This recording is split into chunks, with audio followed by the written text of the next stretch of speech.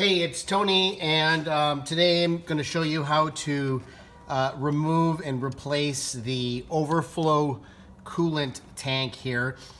If you've got a tank that is leaking, and you might know that from obviously the sensors going off saying that there is low coolant, you might get, when you fill this up, you'll hear some stuff run out the bottom, and even though it's not overflowing, so there might be some actually cracks in the bottom of this. So let me show you what that looks like. So to remove this, we're just gonna grab it firmly on both sides, pull straight up. There goes the front one, and there's the back, and now it's free again.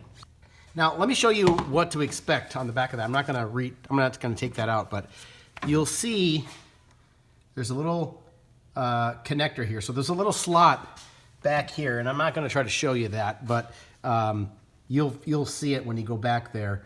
So there's one here. There's a little piece of metal that will slip into that, and there is another one that slips in to this, and that's going to be.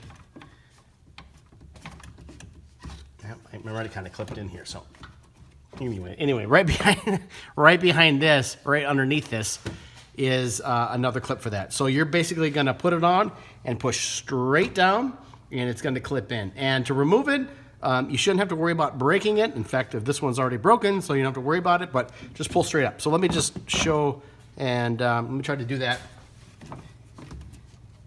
And you can feel back here, and there's a little clip, so you kind of line it up first.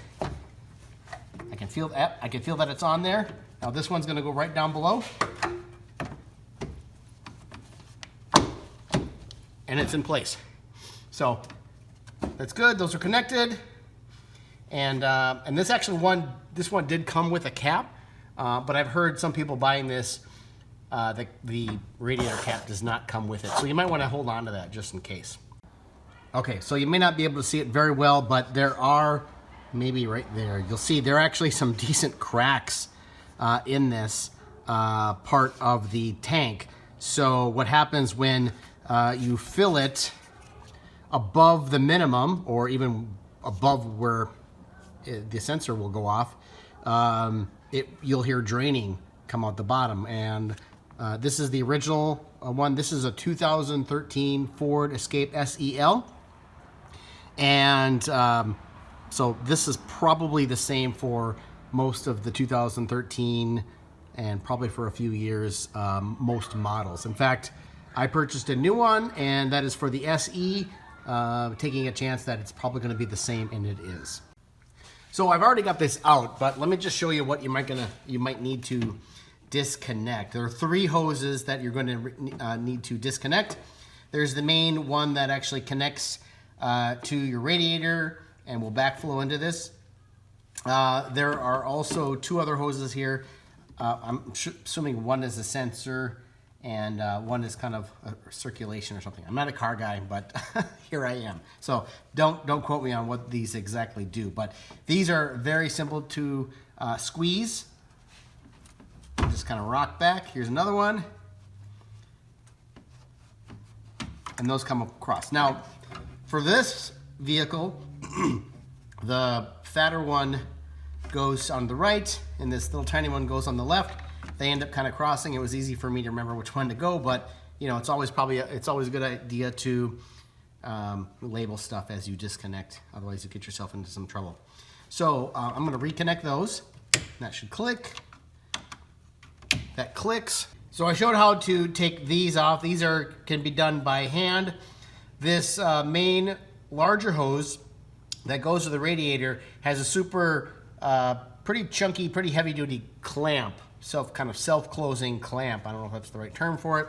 So for that, you're probably going to need a pretty decent set of pliers, maybe like a channel locks or something like that, because you're going to need some leverage on here. Of course, if you've seen some of my other videos, I kind of hack stuff, so I ended up using like a wood clamp to kind of squeeze and hold this shut as a third hand to pull this off.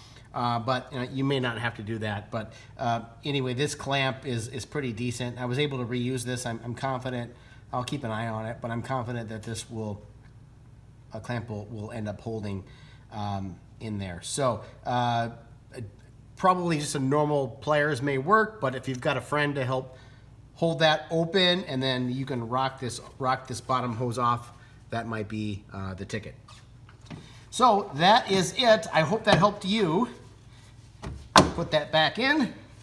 Obviously, you're going to want to have a catch pan underneath to catch any fluid that is stored in here and what will drain out of this hose as well. So make sure you plan ahead before you disconnect anything.